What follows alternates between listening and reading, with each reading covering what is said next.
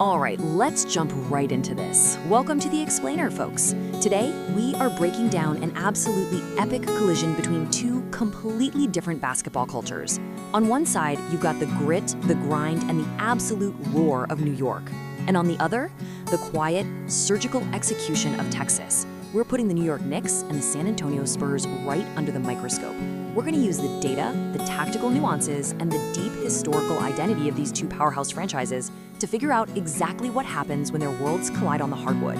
So buckle up, because this is a fascinating look at contrasting philosophies.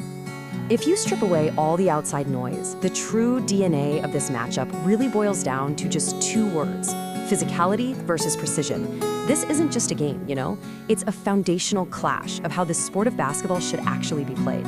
It's a massive tug-of-war between brute force and calculated exactness. Just think back to those legendary eras. You had Knicks enforcers like Charles Oakley or Patrick Ewing setting the tone with these bone-rattling screens and totally dominating the paint. And that contrasts so sharply with the Spurs' pristine extra pass clinics orchestrated by guys like Tim Duncan or Tony Parker. That dynamic sets the stage for everything we are about to unpack. But to really grasp how deep this goes, we have to look at where these mentalities actually come from. Section 1, two proud franchises. Okay, so this is where the friction really starts. We aren't just talking about some random Tuesday night game on the schedule here. We're talking about two organizations that have literally spent decades building specific, unwavering identities. When we talk about the Knicks, we're talking about the blazing bright lights of Madison Square Garden. This is a team built on relentless physicality. They crash the offensive glass for those punishing second-chance points, they rely heavily on their bigs to just out-muscle opponents, and they feed off the absolute deafening roar of the Knicks faithful every single time they get a crucial defensive stop. It is loud, it's aggressive, and it's right in your face. But then, you shift over to San Antonio, and the temperature completely changes. Under the long-standing guidance of Gregg Popovich, the Spurs are pretty much the gold standard of player development. They operate with this quiet, machine-like precision. Their entire goal, it isn't to play to the crowd, it's to systematically dismantle their opponent. They're finding the open man, exploiting the weak side of the defense, and they actually thrive on completely silencing opposing arenas.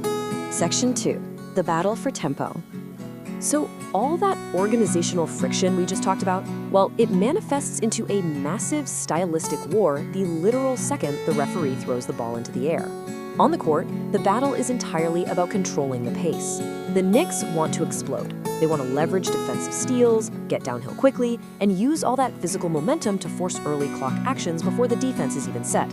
But the Spurs, historically, they want to drag the pace way down. They actually aim to keep the game under 95 possessions. They'll use the entire 24-second shot clock to meticulously test the defense, looking for the absolute best possible look. They want to force the Knicks into these grinding half-court defensive rotations where calculated geometry wins out over raw speed. And that is exactly why when these two teams meet, you aren't usually going to find high-flying shootouts. Instead, you get these grueling, low-scoring wars of attrition where every single inch of the floor is fiercely contested.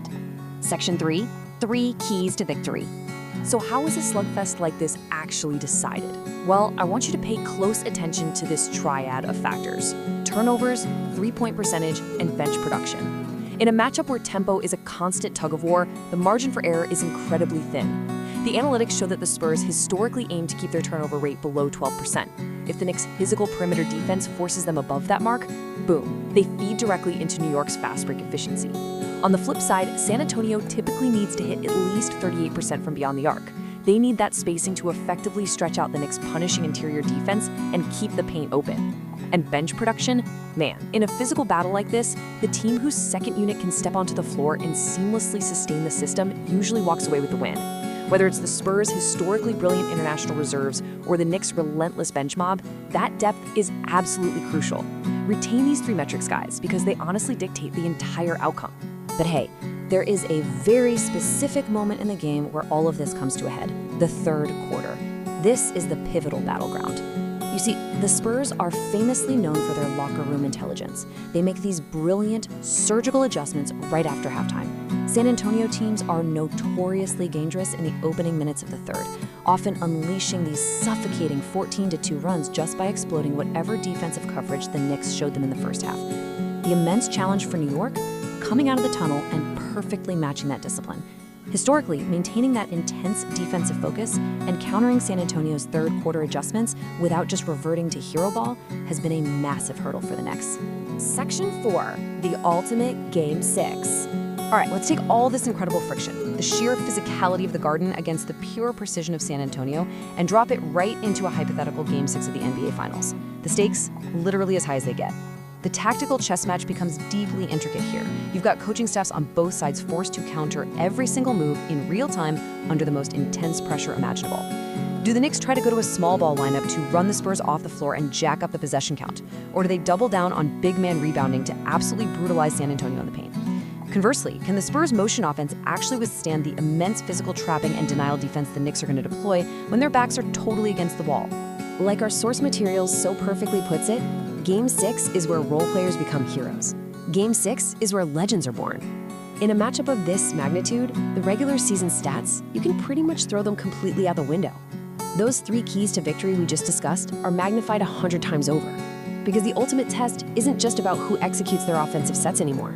It's about who has the sheer willpower to impose their identity, fight through nasty screens, and secure those 50-50 balls when a championship ring is literally waiting in the locker room. Which brings us to the final burning question of this explainer. If this dream Game 6 goes right down to the wire, with the score sitting at a razor-thin single-digit margin, who actually takes the crown?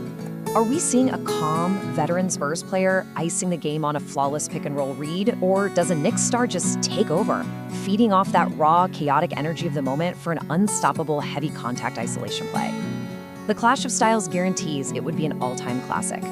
So until that dream scenario becomes a reality, be sure to share this breakdown the next time someone asks you about the dynamics of this incredible rivalry. What do you think happens in those final seconds? Keep that question rolling around in your head.